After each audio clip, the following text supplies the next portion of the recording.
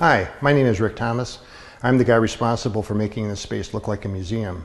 I understand this video is being made for public consumption, and so what we'll do today is we'll walk through the museum space and give everyone a preview of what we have to offer here in the museum. We hope that you'll come by and check it out in person.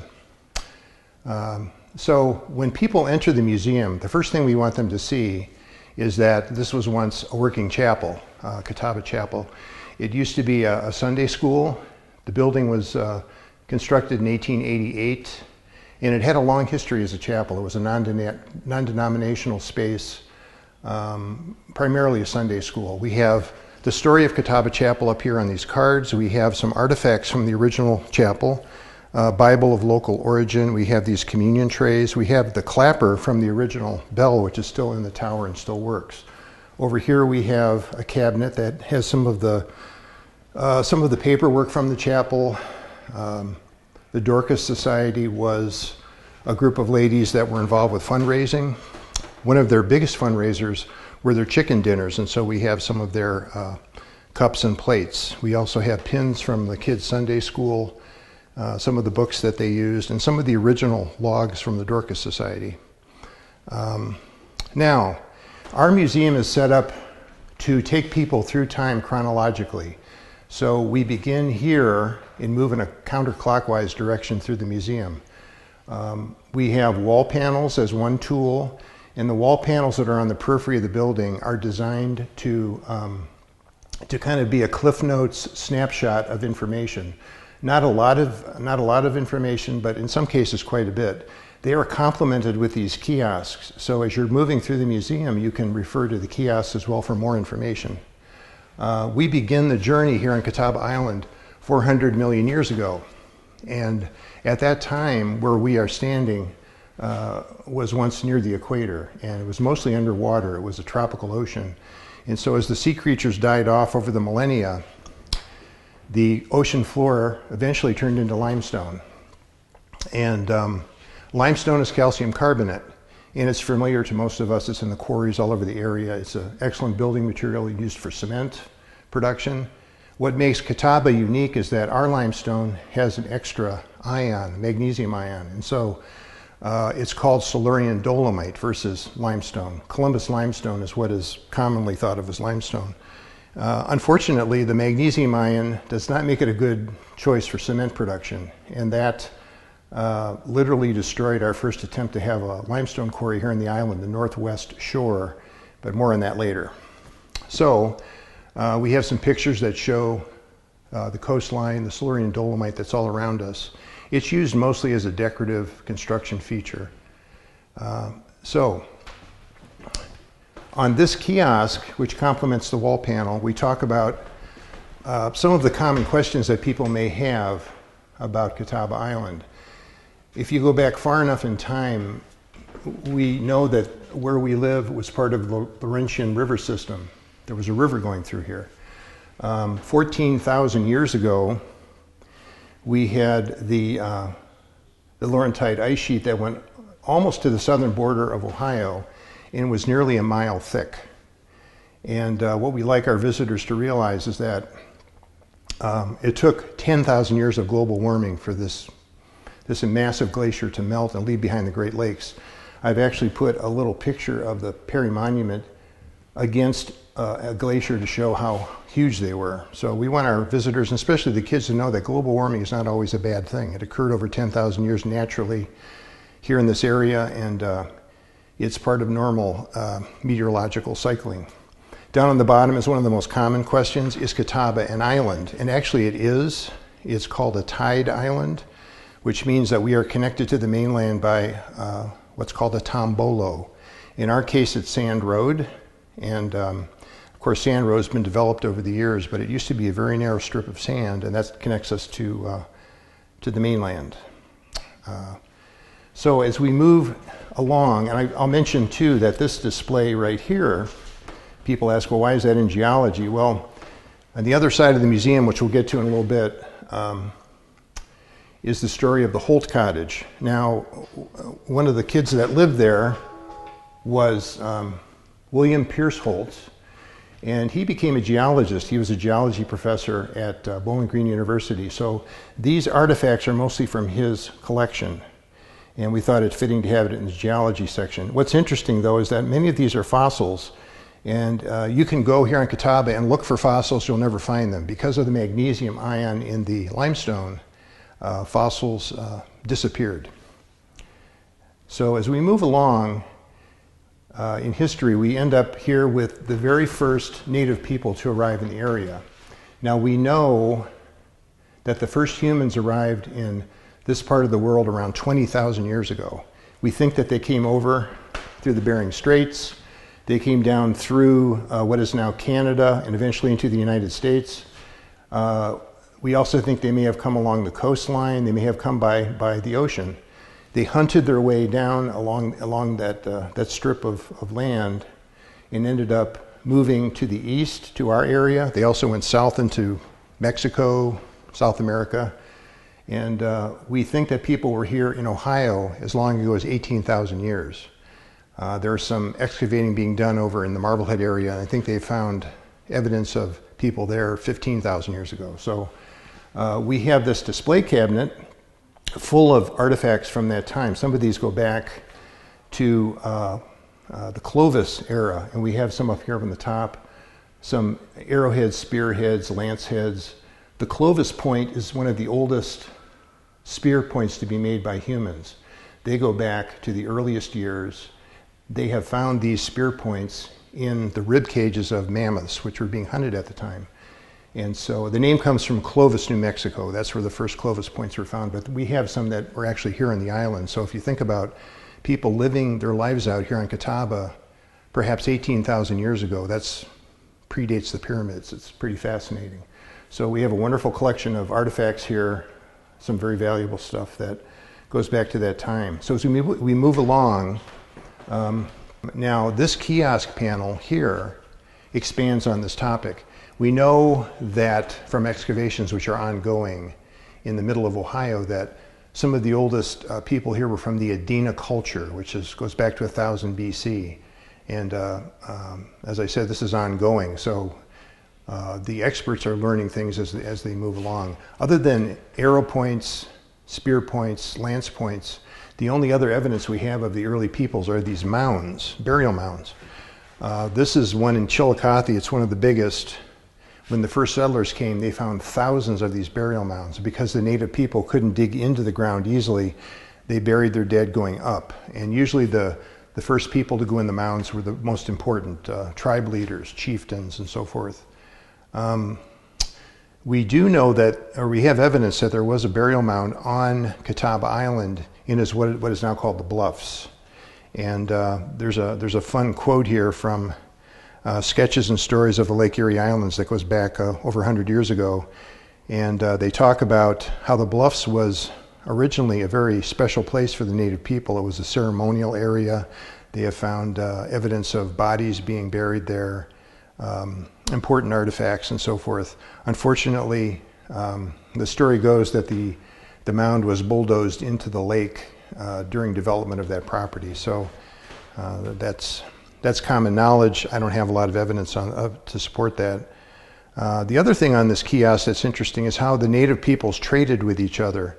And they did it over a vast area. So there are artifacts here in Ohio that aren't from Ohio. And we know that they traded with other cultures. For example, on the floor is a new part of our exhibit. This is copper from the Upper Peninsula of Michigan, we think.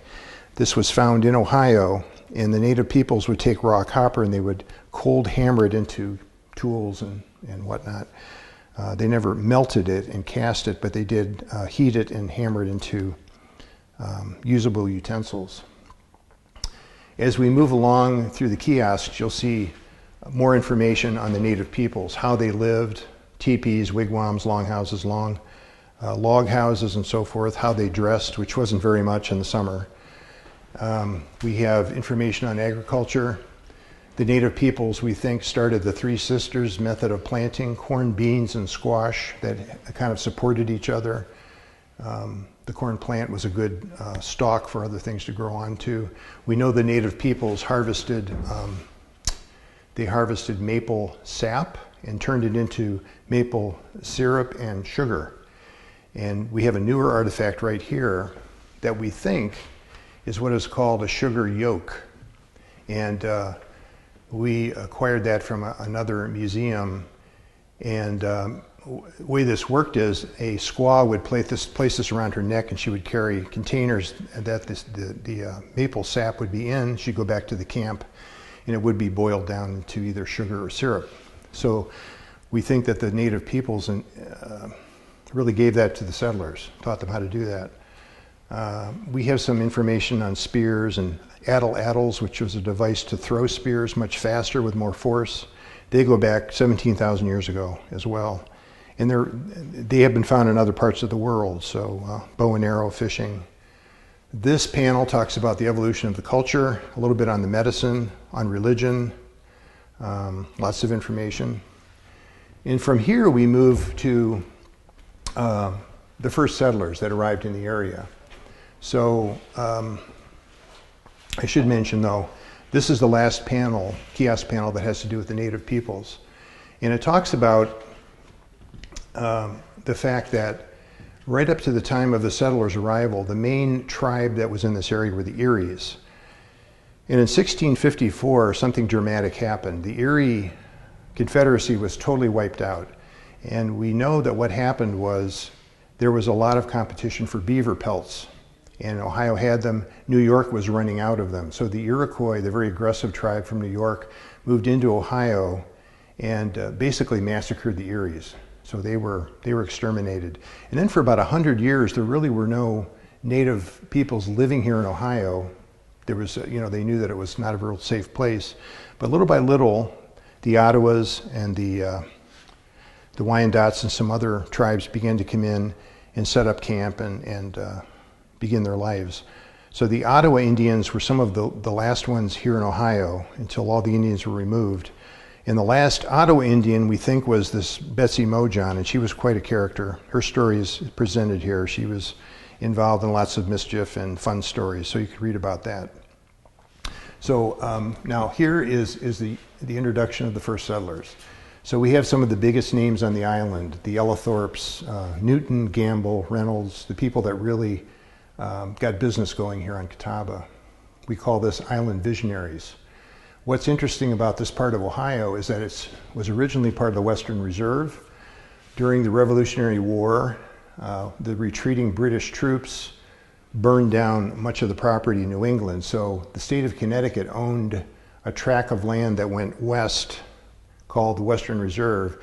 And ironically, it ended right about in the middle of Catawba Island. So what they did was they offered this land to those who had lost their property. Ironically, hardly any of it went to the people that needed it. It was bought up by land speculators and then resold, but that's another story.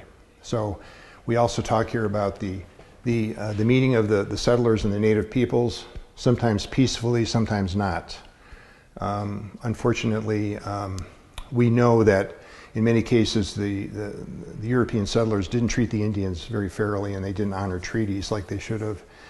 And eventually the U.S. government moved all the native peoples out of this area further west. So that did open the door for the settlers to begin to really develop the island.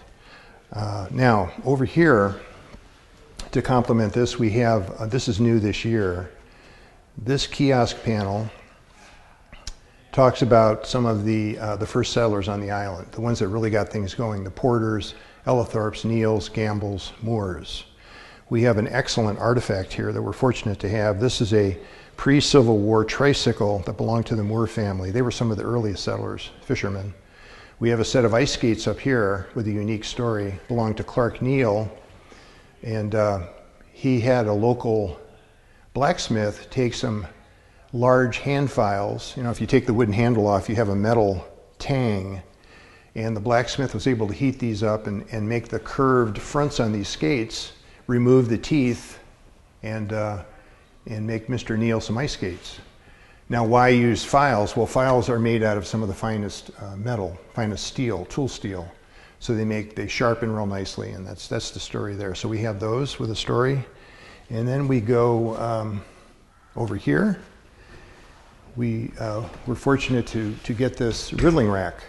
We're not sure where this is from, but it could be from what was the Mound Winery. We're not certain about that. But a Riddling Rack is used to make sparkling wines or champagne. And the Riddler was an expert in this craft. They would make sparkling wines by placing them in these racks, and then every day they would turn the bottle a little bit, and they'd go from a 45-degree angle up to a 60-degree angle. And during those weeks, the sediment would collect in the end of the bottle, which would have been corked. They would place the end of the bottle into, they would freeze it basically. And then when the sediment froze, it would be disgorged, and they would then put a cork in the product.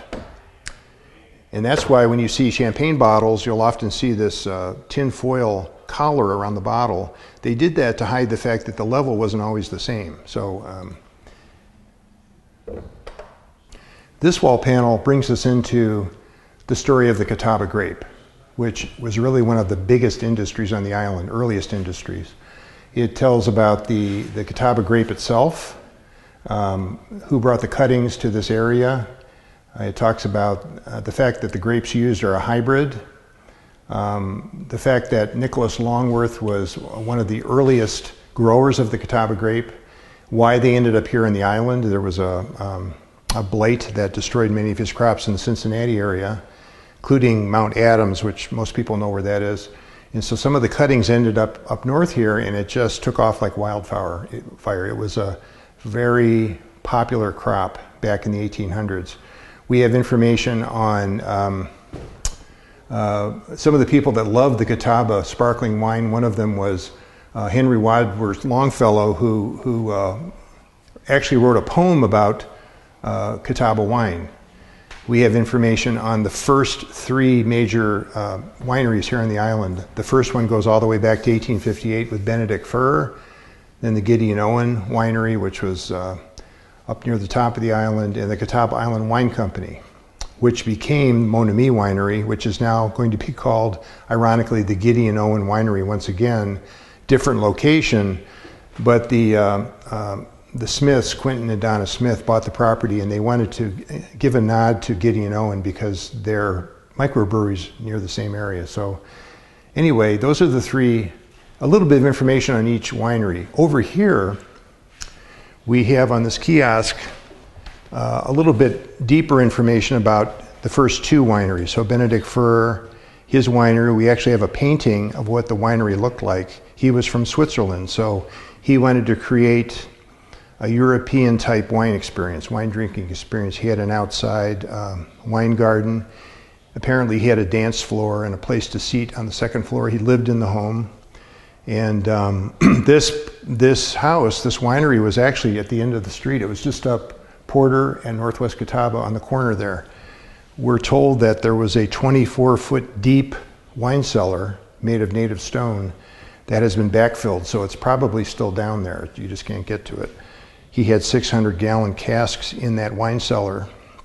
The second winery, again, was Gideon Owen. We have information on that. We have some artifacts. The actual winery has been torn down many years ago, but the wine cellar still exists. If you go up to the new Twin Oaks microbrewery, right across the highway, you see a cluster of trees, and there's a hump with what looks like a doorway going underground, and that was actually the wine cellar from the Gideon Owen Winery. So here on the floor we have a Grape Crusher that we think is of local origin, and that leads us into the story of how wine is made. And we were fortunate to get this crusher, which started the process, and then this went along with this. One of our biggest artifacts is this wine press. So we have a generic story here about how wine is made. The process is really the same all over the world, and it was used here in Catawba as well. This press is of local origin, so we're fortunate to have it.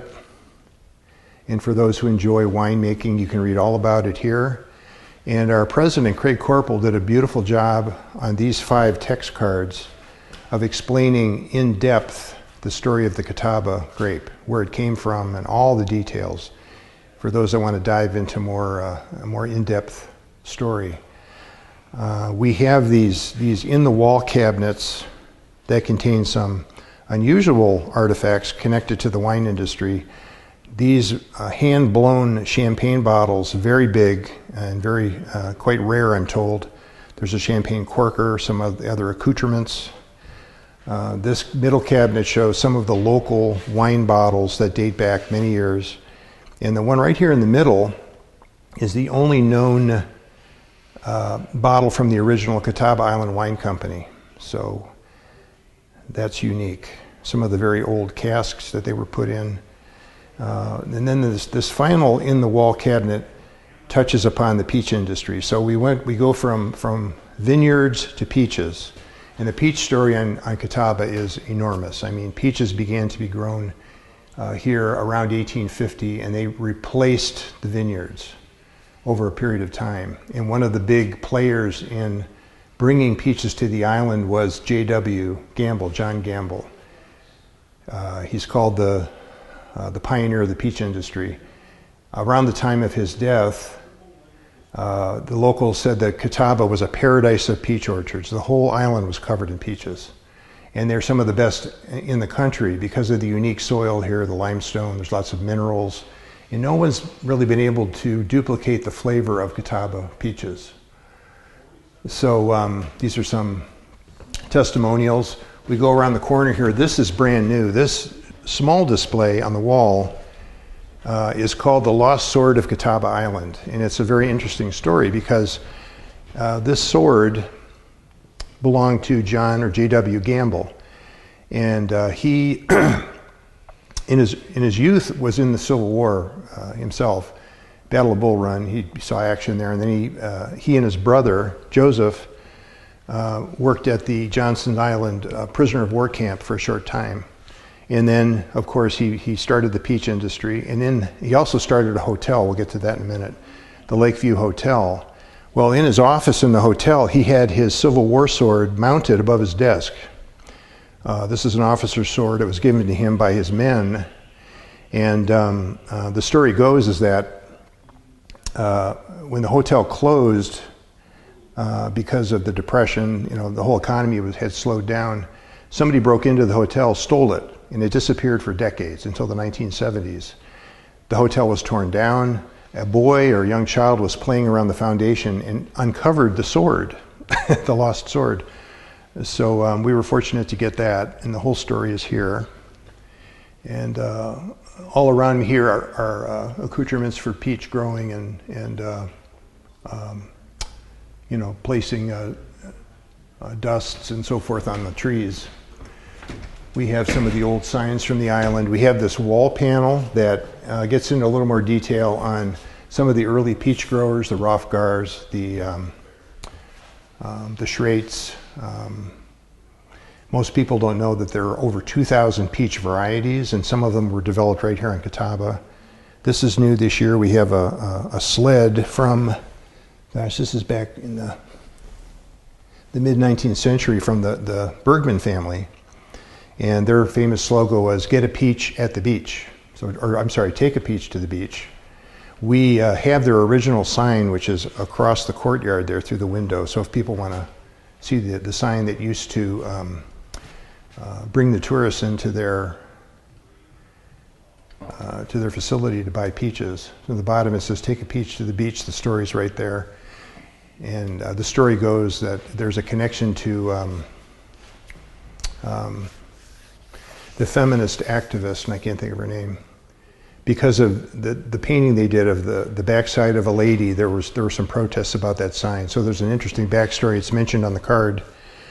Okay, so from peaches, we now want to go, before we do that, I'm going to mention this. It was one of our bigger artifacts. This is a fruit grader.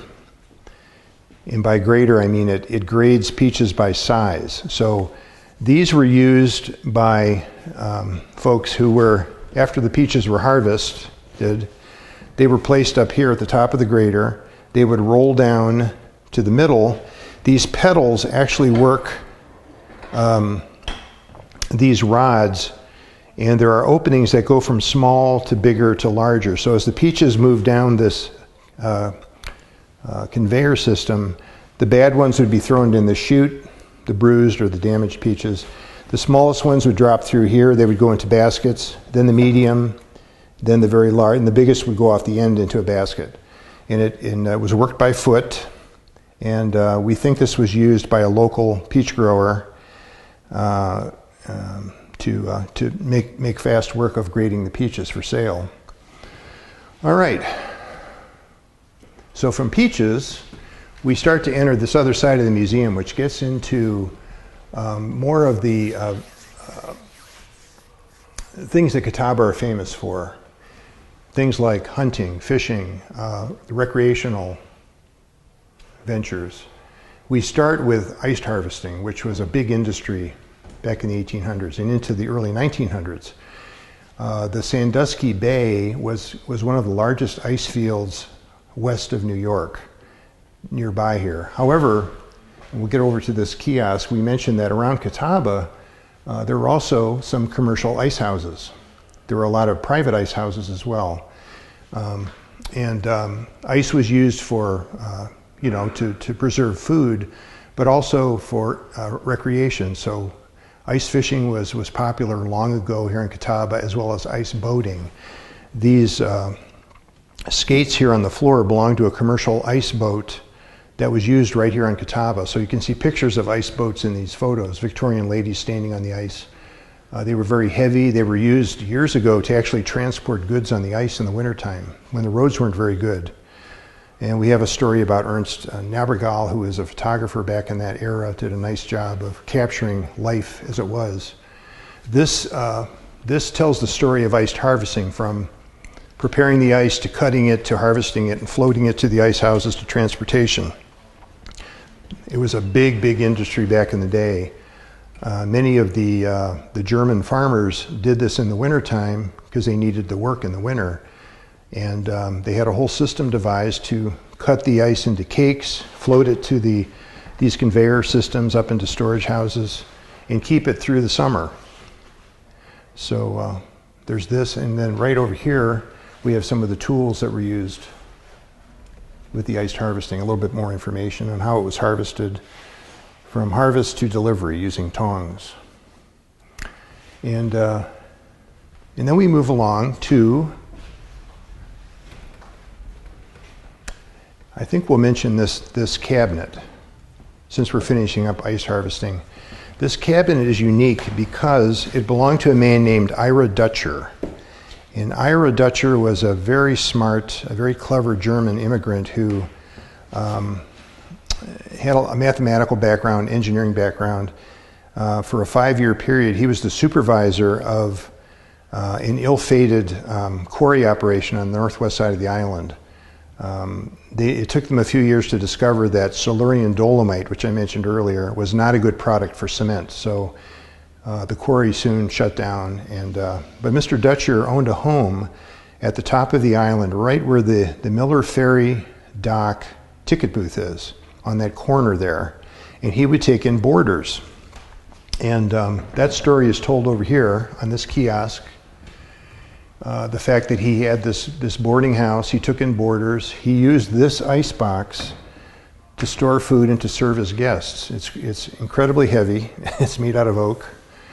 And so that story is told here. We also have some stories about the early commercial ice houses on the island, how the ice was delivered with these ice cards. These would be placed in the windows, and they would tell the iceman how much ice they needed by pound. This is the closest one we have is from gypsum.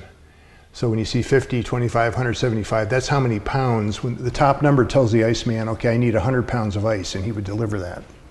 So that's what these cards are about. These are replicas on the bottom. And so from here we go, I would say, over to this wall panel. And here we're going to talk about, obviously a big industry on Catawba Island and all over the lakes is fishing. Most people don't know that commercial fishing here on Catawba was once very big. They were mostly whitefish, and there were actually 3 pretty big fish houses on the island until things began to slow down in the 1950s. Most people know that we have three main fish in the area, the bass, the walleye, and the perch, which are still caught. Some are caught commercially, most of it is recreational. So that story's here. We have some very unusual and rare fish net floats up here made out of glass. They would actually have the nets floating in the water and attached to these glass floats. There was also a big industry, commercial industry for ducks. Most people don't know that. A man named John Darr was a market hunter, and he would go out into the area, mostly West Harbor, using boats like you see up here on the ceiling. Don't ask me how we got that up there. It was quite a chore. That's a punt boat. And the duck hunters would go out onto the lake in these boats, and they would hunt ducks. They would sell the duck breasts mostly to restaurants, some here on the island and some to the bigger cities in barrels. And the story goes is that the mud hen, which people have heard of the baseball team, but we had a bird here called the mud hen that outnumbered the ducks sometimes 10-1, and they would sometimes go out on the boats and they would just kill off vast numbers of mud hens to get enough duck to bring in to sell. And some people ate the mud hens. They said they tasted like muskrat. So, for what that's worth. So that's this.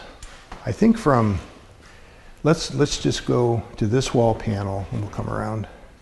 We do have a little nod here to the Enchanted Forest. And some people remember the Enchanted Forest from when they were kids. It was in the 1960s era. There was a local resident, Tommy Thompson, who went on vacation with his family. He saw, they went to a park that had a mini golf, it had a lake, it had swimming, it had paddle boats, it had a zoo, and he said, I want to create that on Catawba Island. And he did, and it became a very popular area for many years. He even had, when they were excavating the area for the zoo, they found a complete human skeleton. He had it analyzed. It turned out to be a Native American, and he had that skeleton on display for many years. Probably can't do that now. We have the original sign out here in the courtyard about the hydro boats and all that. So the story of Enchanted Forest is here. It's a short story, but it's interesting. And from there we go to some of the recreational aspects of the island. Catawba began to be developed for property a long time ago. And one of the most interesting stories, everybody knows where it is, but they're not sure about the story, and that is the Holt Cottage. It's about halfway up the island on Sand Road, and people have seen this cottage up on a bluff. It's that beautiful bend in the road where you go up and over and you can see the lake for the first time. And Charles Holt was the man who developed the Rockledge property, and his goal was to sell the properties to wealthy people coming out of the bigger cities. And there's a picture of him here with his family and so forth. And he also had his property close to what became Eagle Beach and Wildwood. So that whole area was developed into vacation homes. And then that segues into the story of the Rockledge Inn, which is the building that we've all seen going up that same road. It was land donated by Mr. Holt, who was a devout Christian, to a group out of New York called the International Order of the King's Daughters, and then later and Sons. And they would come in the summertime and they would have these, a religious sort of camp where they would learn their faith. They would have fresh air, they would have recreation. It became very popular. And so the two buildings that we know as the Rockledge Inn and this Linden Lodge were places that the people would stay in the summertime. There's a history of all the different people that own those properties up to the present, which is now privately owned. So we have that. And by the way, he's the father of the geologist on the other side that we discussed. This last wall panel talks about the legend of Navigon, who was a legendary or a mythical Indian chief who was thought to watch over and protect the island. And his his profile was thought to be seen on one of the rocks. It has since fallen off, one of our outcroppings into the lake, and that tells that story. Now the last part here, we'd have to go up this little walkway. These kiosks talk about, in more detail, about some of the other businesses. So we have, first of all, we have this tub that we're fortunate to have. This bathtub dates back to the middle 1800s. And frankly, people weren't using bathtubs very much back then. This was purchased for Clark Neal, the guy with the ice skates we talked about, by his wife Emily. And the story goes is that Clark was kicked by a horse. He was injured badly, and Emily bought this tub as a therapeutic aid for him. It was the water was heated using coal oil, and this back will fold down and become a tabletop if you want it to. We have a kiosk here that explains one of my favorite stories, the Catawba Cliffs.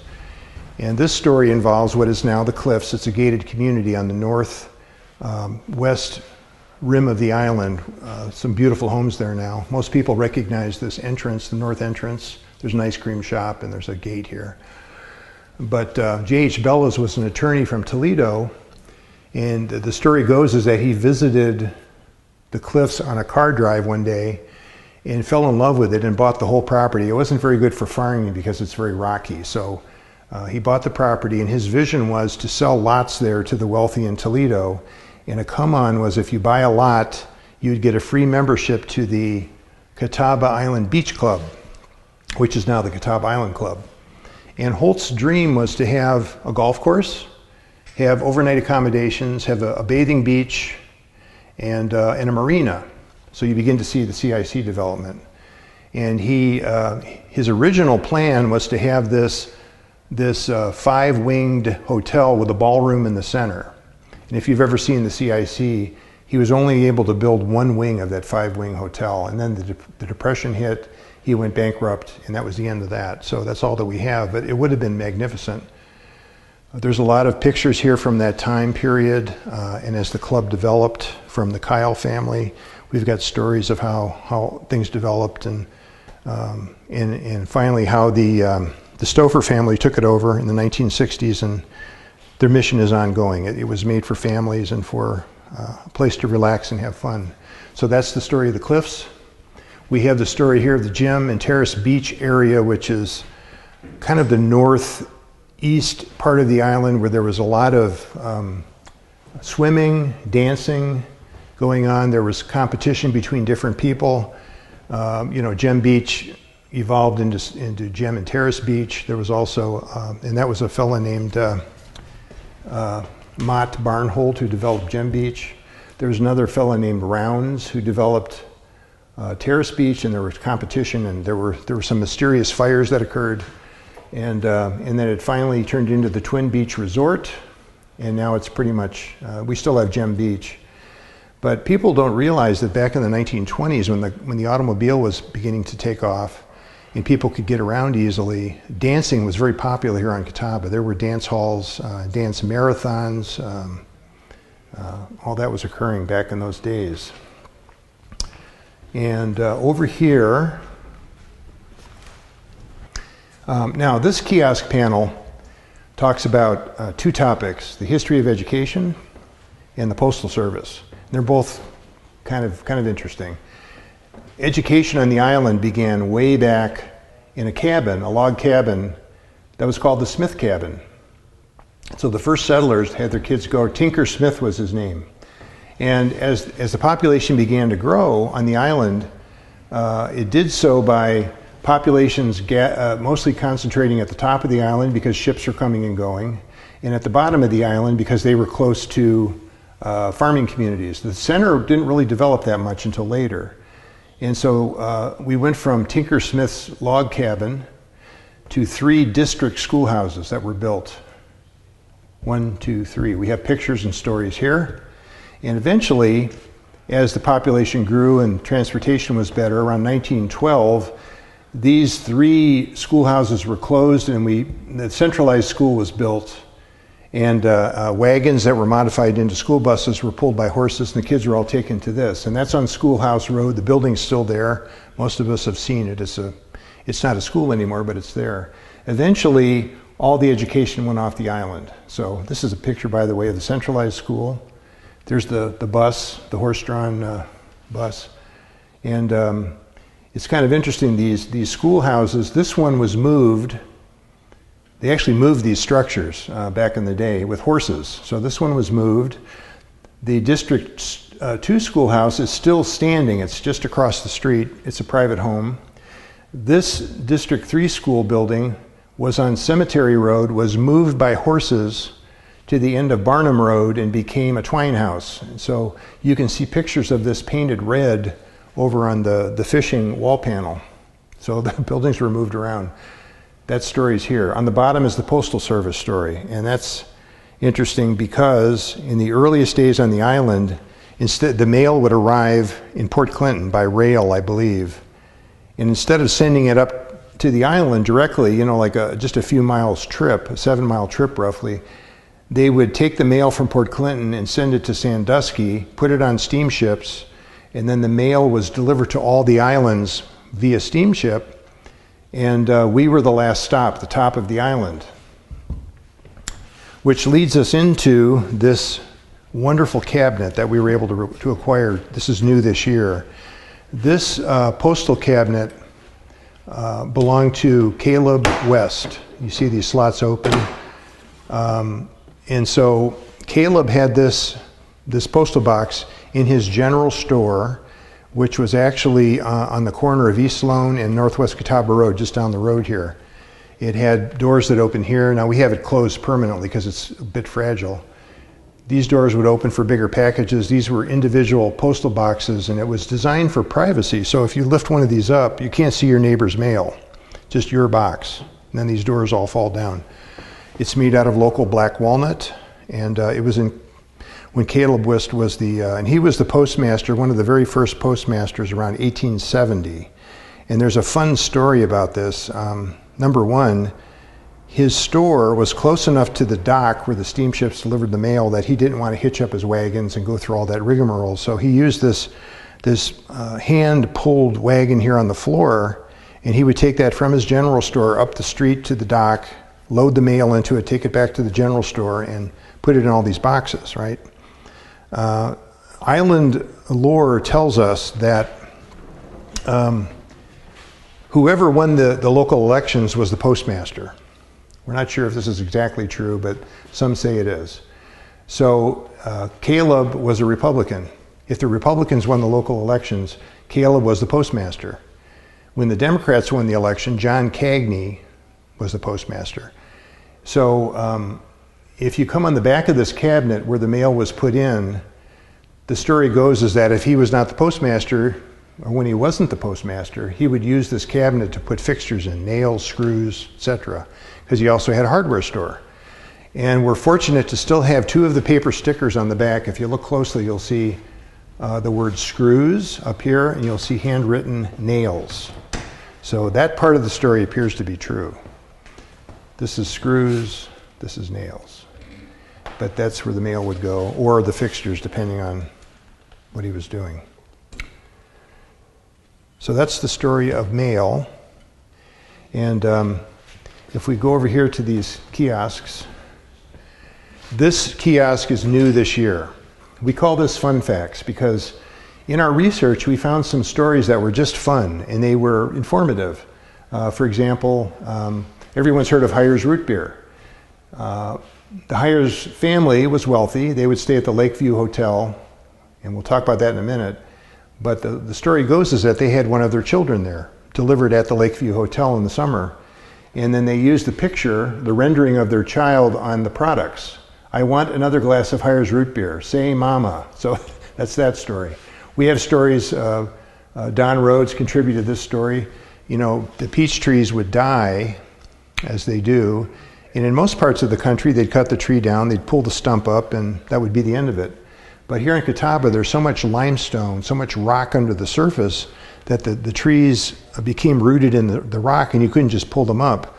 So the local guys found out, hey, dynamite works fine. They were using dynamite in the quarries, so they would put dynamite around a dead stump. They would blow the stump out of the ground. And Don said the little kids would make these, you know, parachutes with napkins, strings, and a rock, fold it up and put it by the stump and then run away quickly. The dynamite would go off and the parachute would float down. So there's that story. There's stories about the traffic jams that occurred here almost 100 years ago. People waiting for miles to buy peaches and putting them in the trunk, on the bumpers, between the kids in the back seat. We used to have oil wells on the island. There was a lot of oil to be had here, and it was turned into a local product called White Horse gas. There were stations. The early people used to hunt local game. They would eat mourning doves, muskrats, mud hens, raccoons, as did the native peoples. So that's stories here, stories of the earliest immigrants. Some of the biggest group were the Germans. So we have some actual work shoes from those people. Most people think of wooden shoes as ceremonial, but they were used as actual work shoes. A pipe, coffee roaster. So we go from that to this panel, which is new this year. This is about the 5 biggest hotels on the island. So the Pittsburgh House, Cliff House, Lakeview Hotel, Owen and Gamble Hotel, and the Cottage Inn. These big hotels cater to the wealthy. And year after year, people would come and stay there for the summer to get away from the big city heat. Many of the earliest visitors came from Pittsburgh, the wealthy folks. And that's why eventually we're going to have a display about Little Pittsburgh. But there was a place called the Pittsburgh House, which was actually here at the top of the island, where the quarry used to be, called the Catawba Island House. But the people from Pittsburgh nicknamed it the Pittsburgh House. There's a story about that. There's a story about the Lakeview Hotel, which is owned by John Gamble, the Civil War sword story. The Cliff House, which changed hands a few times and burned down finally, probably the longest standing hotel. It dates, I think it stood for almost 70 years. The Owen and Gamble Hotel, which was in the area of Gem Beach, and it burned down mysteriously. One of the descendants said it was done as an act of revenge by one of the family members, so there's some intrigue there. At the very bottom is the Catawba Inn, which was right up by the Miller Ferry ticket booth. That was torn down and made into parking space. And it's right where you line your cars up to get on the ferry. We also have these plates that were used to print, we think maybe menus, promotional materials for the Cliff House. And so that's this panel. And then we get into this panel over here.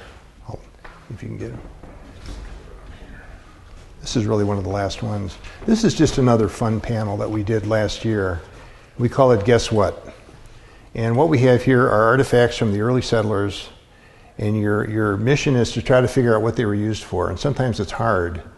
Down here at the bottom there are the answers, but you're not supposed to peek until you try to figure it out. So some of these are hard. You know, this one in particular, this one, so this one. I'll tell you what this one is. This is called a crow's. It's a type of plane, a hand plane with a sharp blade, and men would use that to ream out the inside edge of a barrel so they could put a top or a bottom into a barrel. We had a cooper does that. We had a cooper shop at the top of the island that was associated with the early quarry that failed. And we so often think of shipping things now in modern containers, but back in those days, the way they shipped most everything was in barrels, wooden barrels. So they had barrels for dry goods, they had barrels for wet goods. Right over there on the floor, if you can see it, is a barrel made for dry goods. But this plane was used to build these. And you would often see these slats. There was no attempt made to make these waterproof because this would be for nails or screws or whatever. And then they used saplings cut in half down the center to hold the barrel together. So this dates back probably to the 1800s. So I'd like to show you one more thing that's very interesting here in the museum.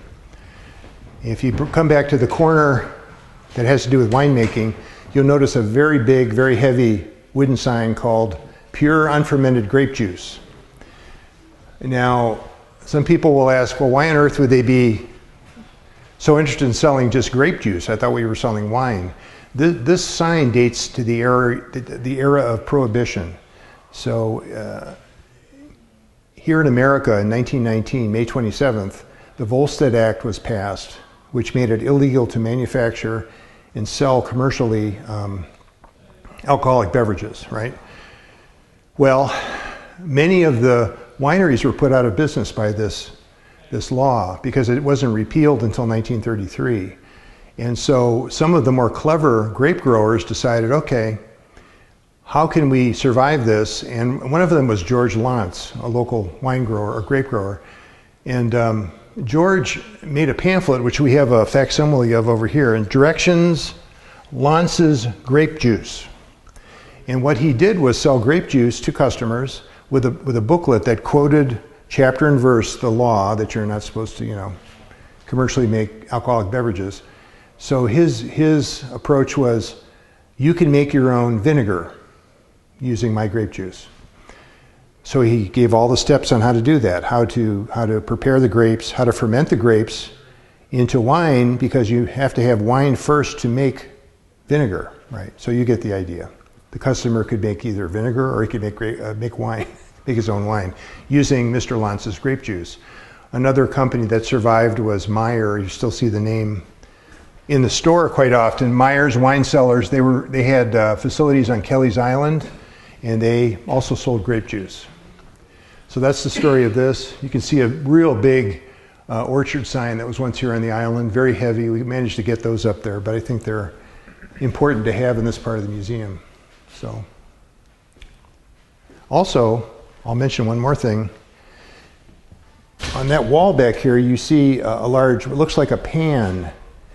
That device is a combination sieve strainer. So if you look closely, it's a copper pan with holes punched through it, and then there's a mesh over the holes. It had a very long wooden pole, and that was used to go into this container.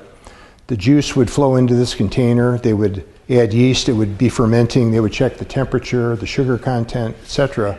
In order to ferment grape juice, you can't cover it. You can't protect it. So this strainer would be dipped in, and they would move the skins around in the solution to get the color into the wine. They would remove skins eventually from the mixture. They also would find unfortunate creatures that had climbed into the mix, and they would retrieve those as well. So when they say that the wine has good body, they weren't kidding. But that's what that was used for. So we were fortunate to have that. This we just picked up this year. This is a rocking cradle from the Cagney family. So it dates probably back to the early, or probably the mid 1800s, I want to say. Now, obviously, you'd put a baby in there and rock the baby. I'm also told by Don Rhodes, who was pretty reliable, that when they weren't having babies, the women would often let the dough rise in these things. So when they were making a lot of bread, they would put their dough in these cradles, they could cover it, they could let it rise, turn it into bread, and vice versa. So that was happening all over the island as well. Dual purpose baby cradles. Okay, so I'd like to thank everybody for watching this video. Again, I'd like to mention that this is an introduction to the museum.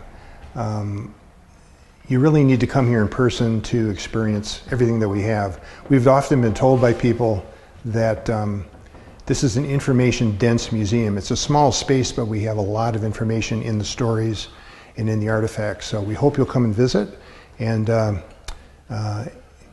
do that more than once. There's a lot to see and to learn. Thank you for watching.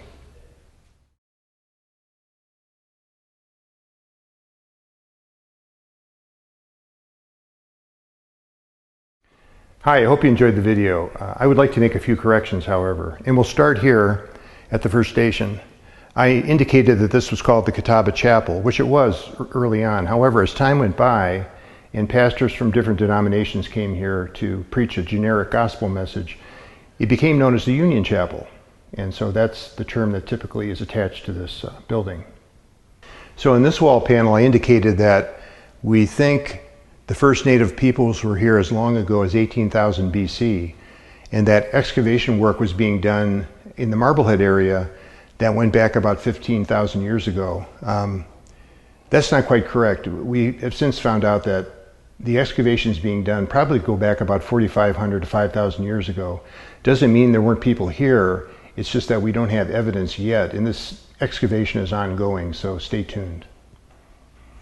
The next error involves the peach panel. And here I mentioned, I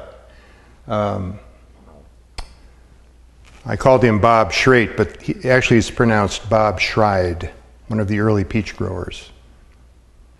Here's another error. On this kiosk panel, I mistakenly called the Cottage Inn the Catawba Inn. So the next mistake involves the display on the Enchanted Forest. Here we have the history of the Enchanted Forest, and I referred to a sign out in the courtyard as being part of that, but actually the sign in the courtyard was a part of this forest, and it was a later term. It's called the, we have the mini hydro boat rides, and it advertises them as being on the Enchanted Lake Park. So there's that distinction. We have the Enchanted Forest story, we have the Enchanted Lake Park signage out in the courtyard. The last two mistakes involve this kiosk. First of all, I mistakenly called the Catawba Cliffs Beach Club the Catawba Island Beach Club. And number two, I referred to Bellows' dream as Holt's dream, and Mr. Holt was involved in Rockledge, so there are those two errors on this kiosk. So history is a funny thing. We want you to remember when you come through the museum that everything you're going to see is fact, except when it isn't. We like to remind our visitors that as much as we can, we try to have accurate information. However, there are also aspects of the history of the island that we refer to as island lore, which means it's handed down from one generation to the next. And in many cases in the museum, this is pointed out on either the wall panels or the kiosks. So we hope you'll come and visit, and thanks for watching.